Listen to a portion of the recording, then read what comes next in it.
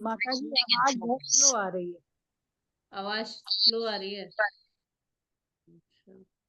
Check करते हैं, एक मिनट।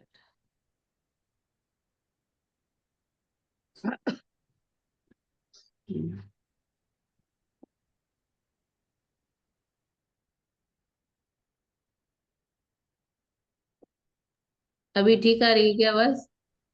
ठीक आ रही है माता जी। जी ओके। माता जी ठीक। हरे कृष्ण माता जी। ओके ओके, सभी म्यूट कर लें अपने को। आ नम रही है माता जी। Thank you. ओम विष्णुपादाय कृष्ण पृष्ठाय भूतले श्रीमते भक्ति वेदांत स्वामिनिति नामिने नमस्ते सारस्वते देवे गौरवाणी प्रचारिणे निर्विशेष शून्यवादी पाश्चात्य देश तारिणे जय श्री कृष्ण चैतन्य प्रभु नित्यानंद श्री अद्वैत गदाधर श्रीवासादि गौर वृंदा हरे कृष्ण कृष्ण कृष्ण हरे हरे हरे राम राम राम हरे हरे।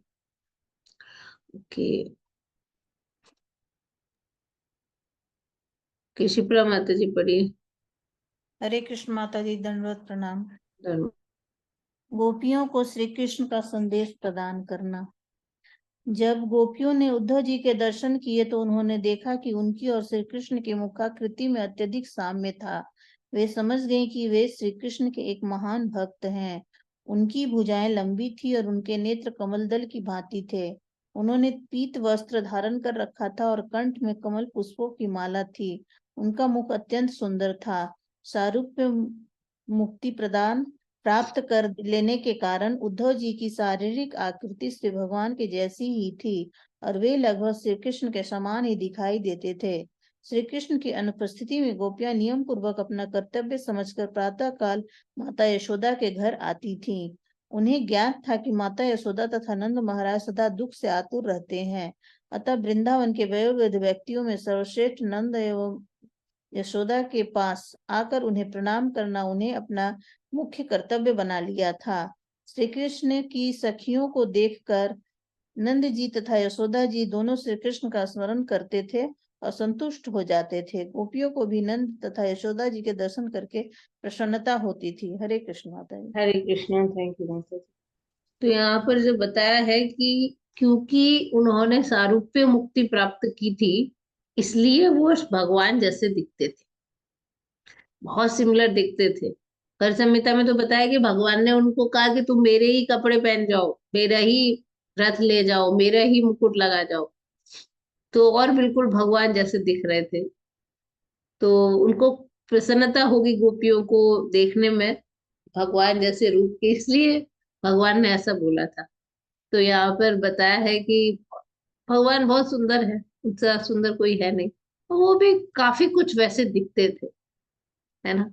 और एक दूसरी चीज है कि गोपियां हमेशा आके सुबह उनको प्रणाम करने आती थी, है ना। तो जब वो यहाँ आई, उन्होंने दर्शन किए, तो वो हैरान हो गई कि अक्रूर जी तो बिल्कुल कृष्ण जैसे दिखते हैं। ओके, नेक्स्ट कौन पढ़ेंगे? रमा माता जी पढ़िए। माता जी, अक्रूर जी नहीं, उद्धव जी। हरे कृष्ण माता जी। हाँ सॉरी, उद्धव जी, मुंह से अक्रूर निकल रहा है। ठीक है, रमा माता जी। जब गोपियों ने देखा कि उद्धव जी शारीरिक अंगों में भी श्री कृष्ण के प्रतिनिधि थे तो उन्होंने विचार किया उद्धव जी पूर्ण रूप से श्री भगवान के प्रति शरणागत भक्त होंगे। वे विचार करने लगी, ये कौन किशोर है जो एकदम श्री कृष्ण के समान दिखता है। श्री कृष्ण के समान ही इनके भी कमल दल से नयन है, वैसी ही उन्नत नासिका और सुंदर मुख है। ये श्री कृष्ण की ही भांति मुस्कुरा भी रहे हैं। प्रत्येक दृष्टि से ये श्याम सुंदर श्री कृष्ण के सदृश ही हैं। इनका वेश भी एकदम श्री कृष्ण के ही समान है। ये किशोर कहाँ से आए हैं? वह कौन सौभाग्यवती किशोरी है जिसके ये पति हैं? गोपियां इस प्रकार आपस में वार्तालाप करने लगी। वे उनके विषय में जानने को अत्यंत उत्सुक थीं। चूंकि वे निश्चल ग्राम बालाएं थीं, अतः वे उद्धव जी को घेर कर खड़ी हो गईं। हरे कृष्णा माता जी। हरे कृष्णा। थैंक यू माता जी। मधु माता जी आप नेक्स्ट पढ़िए। हरे कृष्णा माता जी। हरे कृष्ण।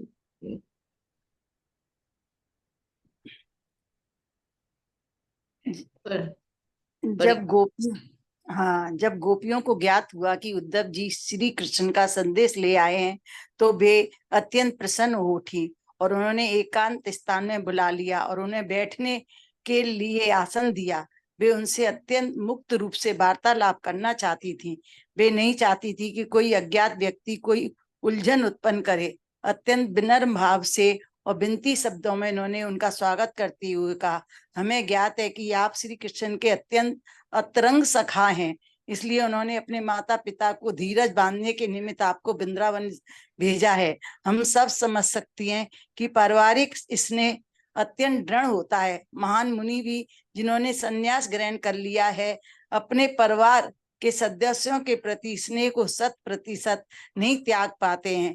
यदा कदा वे उन्हें याद करते रहते हैं। अतएव श्री कृष्ण ने आपको अपने माता पिता के पास भेजा है, अन्यथा वृंदावन में अब उनका कोई प्रयोजन नहीं है। अब वे नगर में हैं। अब वृंदावन ग्राम अथवा गायों को की गोचर भूमि के विषय में जानकर उन्हें क्या करना है, इन सब बातों को श्री कृष्ण के लिए अब कोई उपयोग नहीं है, क्योंकि अब वे नगर निवासी हो गए हैं। हरे कृष्णा माता जी। हरे कृष्णा। बाकी लोग अपने को म्यूट रखें। ठीक है, आप भी म्यूट हो जाइए। Thank you.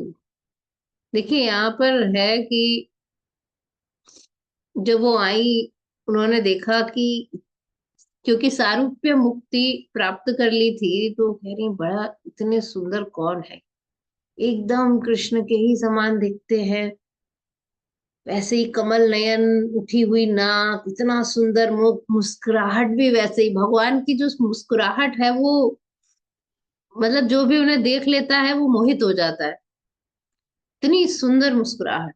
हम्म तो बोले कपड़े भी वैसे ही पहने हैं, क्योंकि भगवान ने अपने कपड़े भी दे दिए थे कि मेरी जैसी पहन जाओ, है ना। तो आपस में ऐसी बात करने लगी तो उन्होंने सोचा कि एकांत स्थान में बुला के उनसे सारी इंफॉर्मेशन ली जाए ताकि कुछ डिस्टरबेंस क्रिएट ना हो। तो उनको एकांत स्थान पे लेके गई, उन्हें बुला और उन्हें बिठाया। उनकी बताते हैं कि राधा रानी और सभी गोपियों ने उनकी पूजा की, उनको पाद अर्घ्य वगैरह दिए, जो भी एक नॉर्मल एटिकेट होता था उस समय, जो कि आजकल हमारा कहीं होता नहीं है।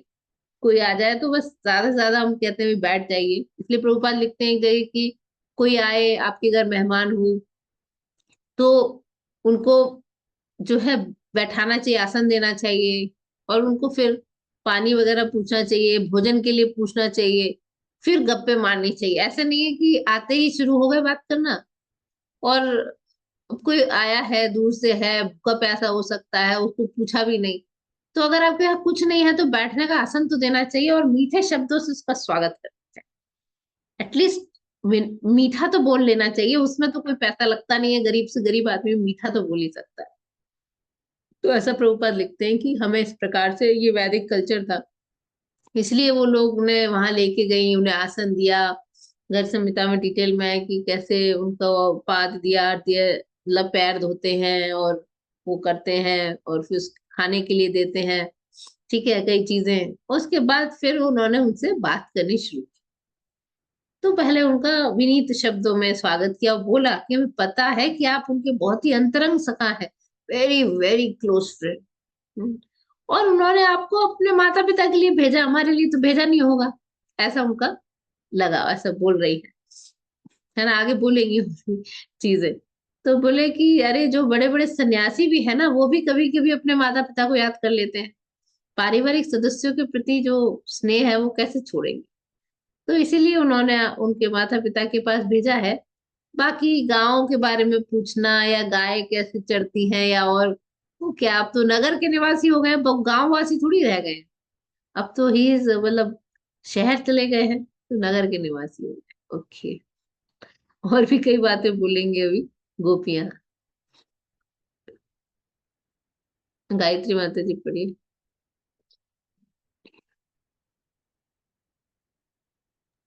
हरे कृष्ण माता जी। हरे कृष्ण। निश्चय ही अब उन्हें उन व्यक्तियों से कोई काम नहीं है जो उनके परिवार के सदस्य नहीं है। कोई अपने परिवार से बाहर के व्यक्तियों की चिंता क्यों करे? विशेष रूप से दूसरों की पत्नियों से संबंध व्यक्ति तभी तक उनमें रुचि रखता है जब तक इंद्रिय तृप्ति की आवश्यकता रहती है। वह उस भ्रमर की भांति है जिसे पुष्पों में तभी तक रुचि है जब तक वह उनका मधु लेना चाहता है। यह अत्यंत मनोवैज्ञानिक एवं स्वाभाविक है कि जैसे ही प्रेमी का धन समाप्त हो जाता है, वैसे ही वेश्या की उसमें रुचि भी समाप्त हो जाती है। उसी भांति जब नागरिकों को ज्ञात होता है कि शासन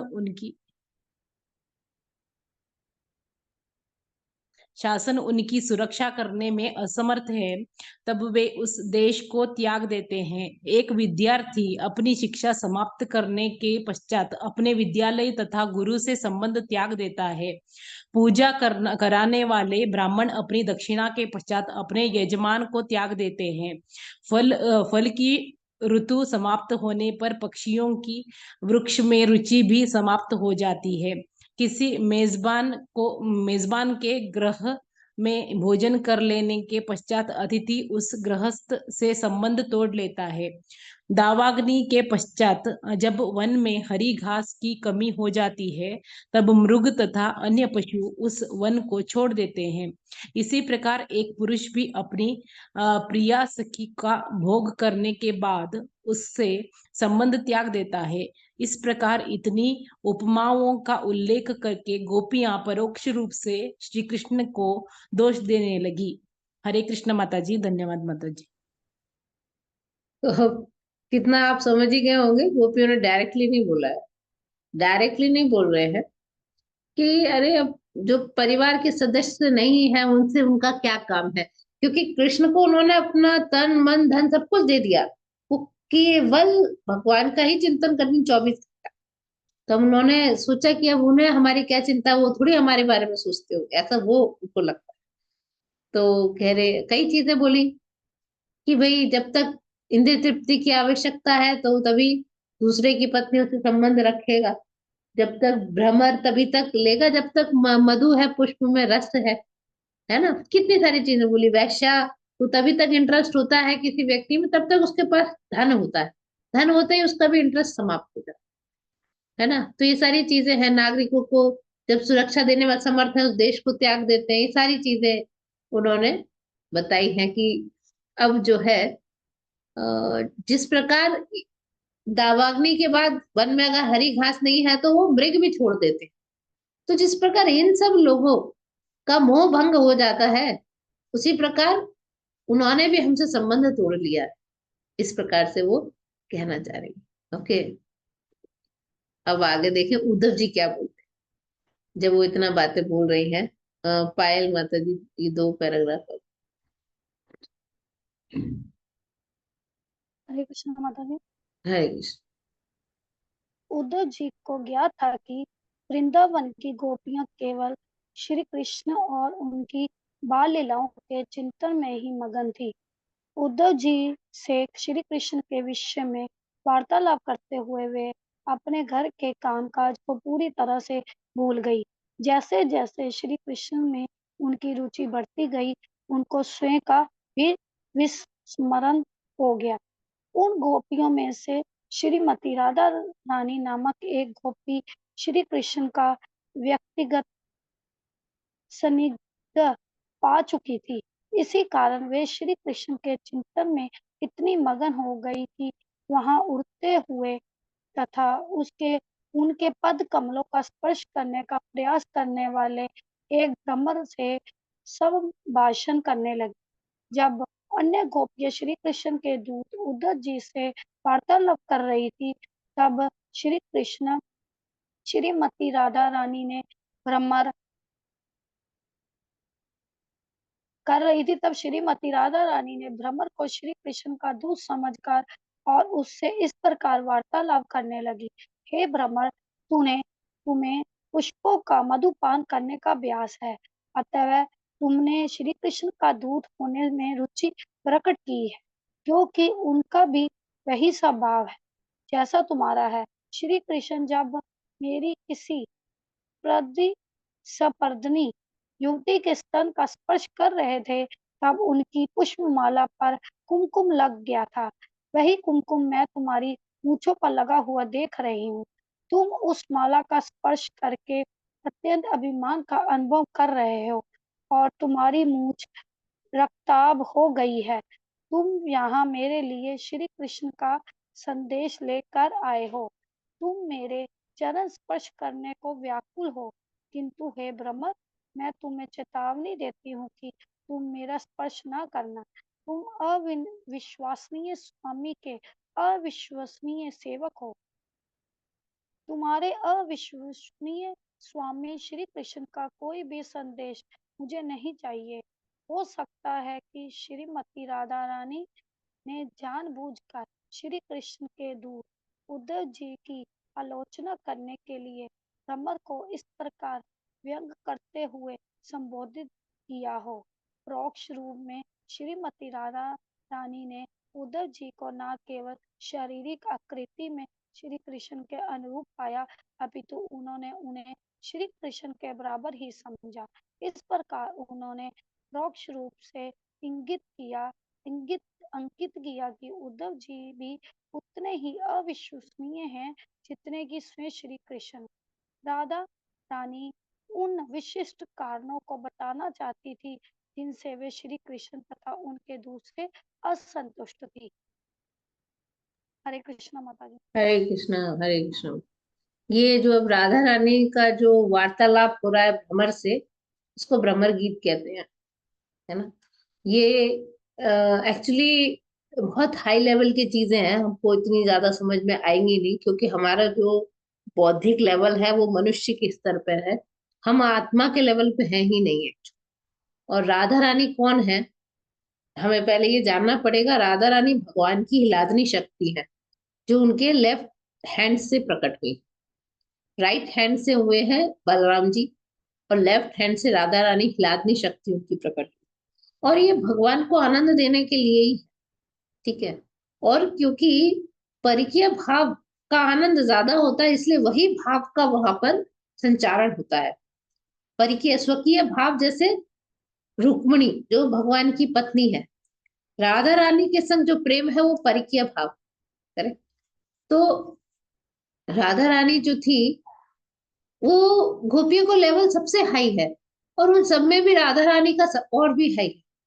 एक बार जो राधा रानी बैठी हुई थी, कृष्ण उनके पास में बैठे हुए थे, और एक भंवरा उड़ता हुआ आया, तो परेशान कर रहा था, तो श्री दामा ने उसको भगा दिया। आके बोलते हैं मैंने मधुसूदन को भगा दिया, मधुसूदन चले गए, ऐसे करके बोल दिया।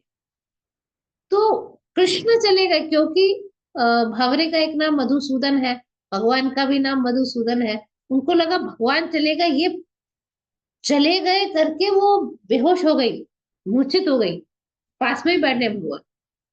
मतलब इतना हाई लेवल ऑफ अटैचमेंट है भगवान से। हमारा क्या अटैचमेंट?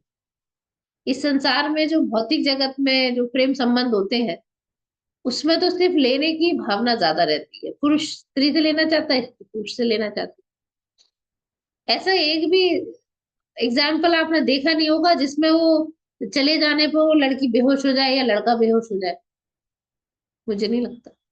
तो राधा रानी का इतना ज्यादा हाई लेवल था कि वो इतनी ज्यादा भाव में डूब गई कि वो भ्रमर को कृष्ण का दूत समझने लगी। और उन्होंने कहा भाई तुम भी काले हो, कृष्ण भी काले हैं, तुम भी हर फूल पे जा जाकर रस लेते हो, कृष्ण भी वैसे ही, कृष्ण भी वैसे ही है। तो वो ये आलोचना करते हुए बोलना चाह रही है कि जैसे कृष्ण विश्वास करने लायक नहीं है, हमको धोखा देके चले गए, हमने तो उनको उनके बांसुरी बजाने पे सब छोड़ के हम लोग आए, और इतना आज तक हमने उनको दिया, सब कुछ उन्हें दिया, और अब हम इतना हमें उनको विरह हो रहा है। ये जो विरह की भावना है, इसमें बहुत आनंद आता है। भगवान एक्चुअल में विरह करा के उन्हें आनंद देते हैं, विरह में भी आनंद है। ये भी एक अनोखी बात है, ये भगवान के धाम में ही हो सकता है। यहाँ पे अगर किसी विरह हो जाए बेटे से, किसी से तो कितना दुख होता है, रो रो के आदमी परेशान हो जाता है, और उसके बाद फिर वो आनंद की बात नहीं है। लेकिन वहां पर विरह में बहुत आनंद, इसलिए परकीय भाव उसको बोलते। तो भगवान चले गए धोखा देके, ऐसा उनको लगता है, सब बोलती हैं गोपियां। तो राधा रानी इतनी भाव में डूब गई कि वो भ्रमर से ही बात कर रही है, इसलिए उसको भ्रमर गीत। ठीक है, अब जो है नेक्स्ट राधा रानी। राधा रानी माता जी पढ़ी। हरे कृष्णा माता जी। हरे कृष्ण, एक सेकंड, हाँ पढ़ी। उन्होंने भ्रमर को संबोधित किया, तुम्हारे स्वामी श्री कृष्ण के गुण तुम्हारे जैसे ही हैं। तुम एक पुष्प पर बैठते हो, उसका थोड़ा मधु लेकर तुम तत्काल उड़ जाते हो और किसी दूसरे पुष्प पर बैठकर उसका रसास्वादन करते हो। तुम ठीक अपने स्वामी श्री कृष्ण की भांति हो। उन्होंने मुझे अपने अधरामृत के रसास्वादन का अवसर एक ही बार दिया और फिर मुझे बिल्कुल त्याग कर चले गए। मुझे यह भी ज्ञात है कि नित्य कमलासन पर बैठने वाली भाग्य देवी लक्ष्मी जी सतत श्री कृष्ण की सेवा करती रहती हैं, किंतु मुझे यह ज्ञात नहीं कि वे श्री कृष्ण पर इतनी मोहित क्यों हो गईं।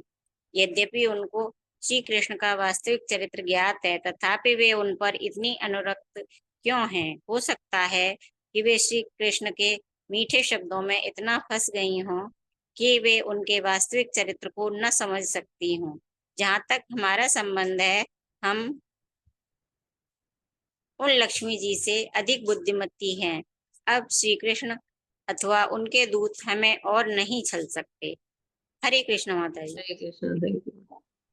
तो अब यहाँ पर फिर से वही वाली बात, मधुसूदन जो होता है यानी भ्रमर, उसका जो स्वभाव होता है, एक रस दूसरा रस। तो कहते हैं अधरामृत, भगवान के जो अधर का अमृत है, उसका हम इमेजिनेशन भी नहीं कर सकते। इस संसार में कोई भी रस उतना नहीं है जितना भगवान का अधराम। और इसलिए गोपियों ने वंशी गीत भी गाया है, वेणु गीत बोलते हैं, क्योंकि वेणु हमेशा भगवान का अधरामृत का पान करती है। ठीक है, वेणु को भी एक अहंकार हो गया था एक बार कि मैं अधरामृत का पान, उस पर भी गड़बड़ हुई थी, मैं भूल गई वो कथा भी। तो वो बोल रही हैं कि कैसे लक्ष्मी जी कंटिन्यूस सेवा करती हैं। अरे वो जरूर उनकी मीठी मीठी बातों से मोहित हो गई हूँ। उनको पता नहीं है कि उनका वास्तविक चरित्र कैसा है। वो उनका, वो वापस फिर जो है चले जाएंगे उन्हें छोड़कर, जैसे हमें त्याग के चले गए। इस प्रकार से राधा रानी जो है बोल रही है। तो लक्ष्मी जी कौन है? कह रही हम तो ज्यादा उनसे बुद्धिमान है, अब हम समझ गए उनका वास्तविक नेचर क्या है। इसलिए वो कह रही है अब हम नहीं फंसेंगे कृष्ण की मीठी बातों में, है ना। तो बोले इसलिए अब जब उन्होंने दूत बना के भेजा है ना, हे भ्रमर तुम जो दूत हो, हम तुमसे फंसेंगे नहीं, तुम हमें छल नहीं सकते अब। ठीक है, ओके। विभा माता जी पढ़िए। जय श्री कृष्ण माता जी। जय श्री कृष्ण। विशेषज्ञों के अनुसार मतानुसार भाग्य देवी लक्ष्मी श्रीमती राधा रानी का ही एक अधीनस्थ विस्तार है।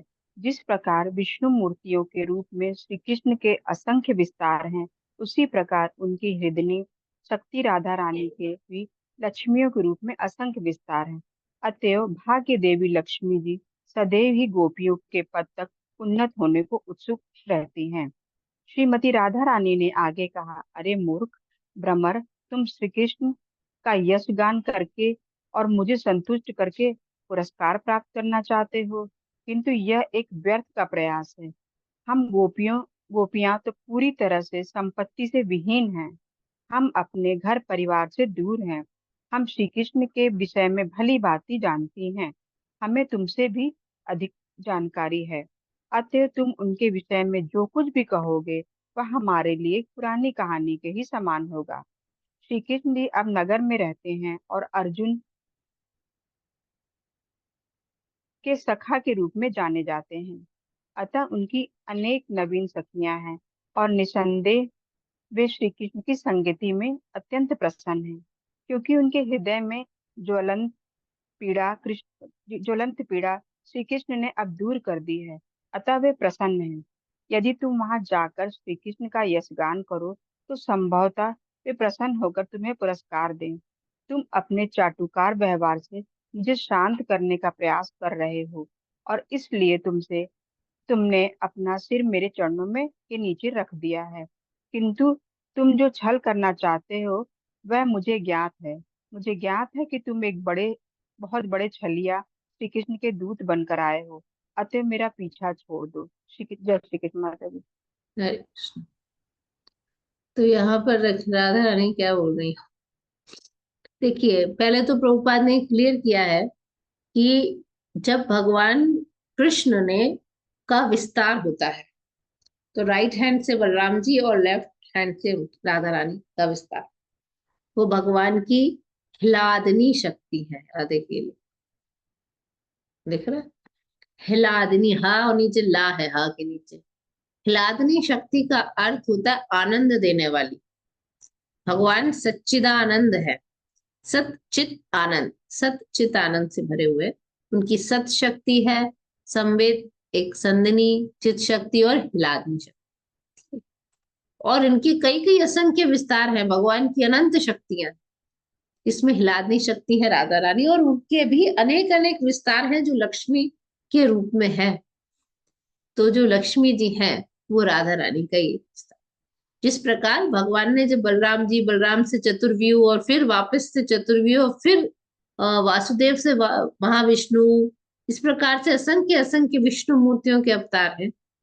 जैसे नरसिंह, वामन, सब विष्णु मूर्तियां बोली जाती हैं इनको। उसी प्रकार से राधा रानी के भी लक्ष्मी के रूप में अनंत अनंत विस्तार। ठीक है। और हमेशा जो लक्ष्मी जी है विस्तार है, लेकिन डिफरेंस है। कहते लक्ष्मी जी काम्यवन में, जो वृंदावन में है काम्यवन है 12 वन, उसमें तपस्या करती है हमेशा। किसको पाने के लिए? कृष्ण को पाने तपस्या कर रही है। उसके बाद जो है वो कहती है, अरे तुम मुझे, मेरा यशो, क्योंकि उनके चरणों को छू रहा था, वो चरणों की तरफ जा रहे थे। राधा रानी से इतनी इतनी सुगंध आती है कि जब राधा रानी चलती है तो कई सारे भ्रमर उनके पीछे पीछे आते हैं। खुशबू आती है उनके उनके जो शरीर से, है ना। तो वही वो बता रही है कि तुम मुझे प्रसन्न करने की जरूरत नहीं है, तुम अब जाओ। कृष्ण को तो अर्जुन का सखा बोलते हैं, आजकल उनका एक नाम हो गया अर्जुन के सखा। और उसके बाद उनकी कई नई फ्रेंड बन गई होंगी मथुरा में, और वो तो बड़ी प्रसन्न होंगी कृष्ण के साथ। तो जो आनंद कभी हमें आता था उनको आता होगा। अब तुम जाओ, उन्हीं का चाटुकारिता करो, हमें मत करो। हो सकता है कि वो तुम्हें जो है मतलब तुम्हें कुछ पुरस्कार देने, इस प्रकार से बोल रही है। ओके, एक बार और पढ़ लेते हैं थोड़ा। आशा सिंह माता जी पढ़ी।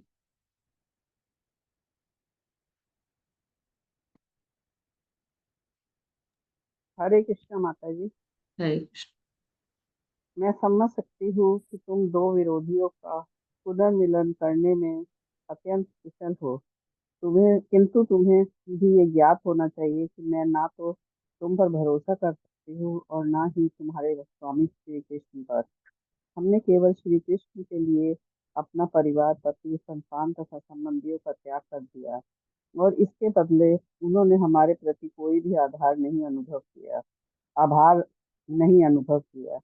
अंततोगत्वा हमें उन्होंने पूरी तरह से अकेले छोड़ दिया है। क्या तुम सोच सकते हो कि हम पुनः श्री कृष्ण पर विश्वास करेंगे?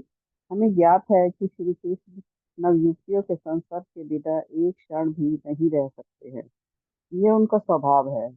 उन्हें मथुरा में कठिनाई हो रही है क्योंकि अब वे गांव में भोली भाली ग्वाल बालाओं के मध्य नहीं हैं। श्री कृष्ण अब कुलीन समाज में हैं और उन्हें अन्य नवयुवतियों से मित्रता करने में कठिनाई हो रही होगी।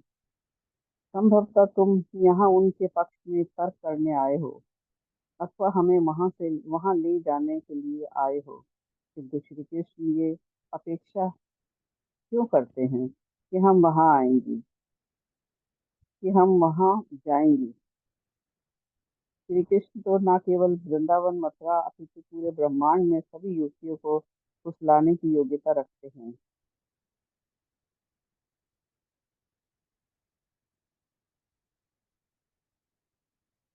हूँ।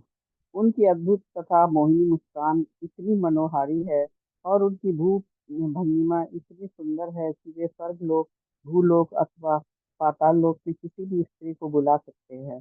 भाग्य की सभी देवियों में प्रमुख महालक्ष्मी भी उनकी सेवा करने को लालायित रहती हैं।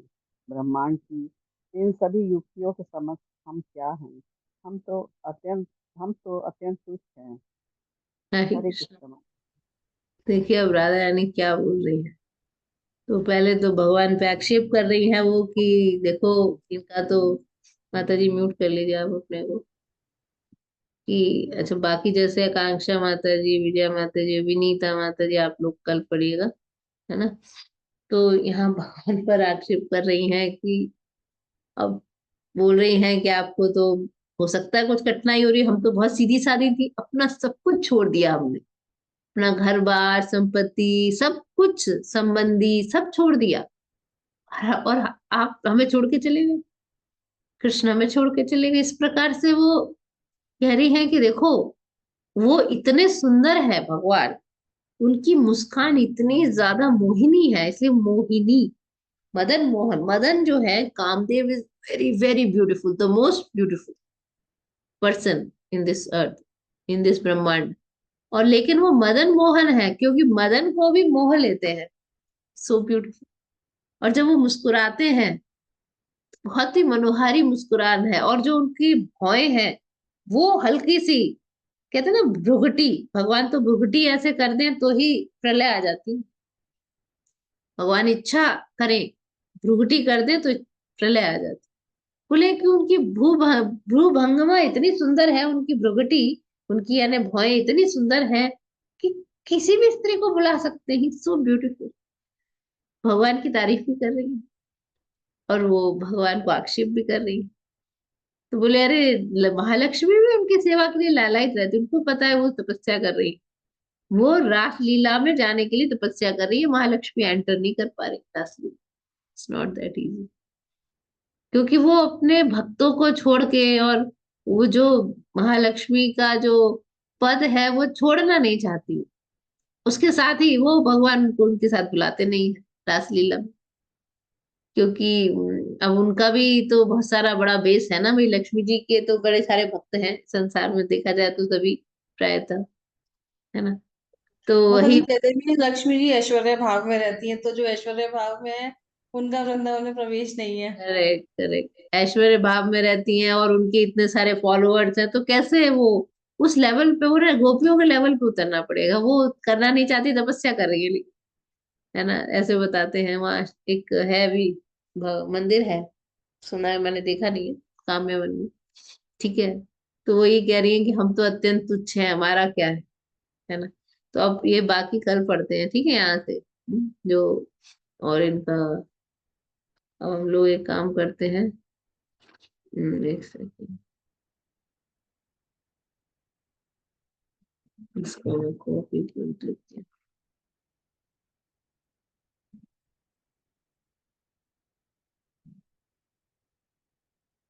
हम लोग एक माला का जाप करेंगे।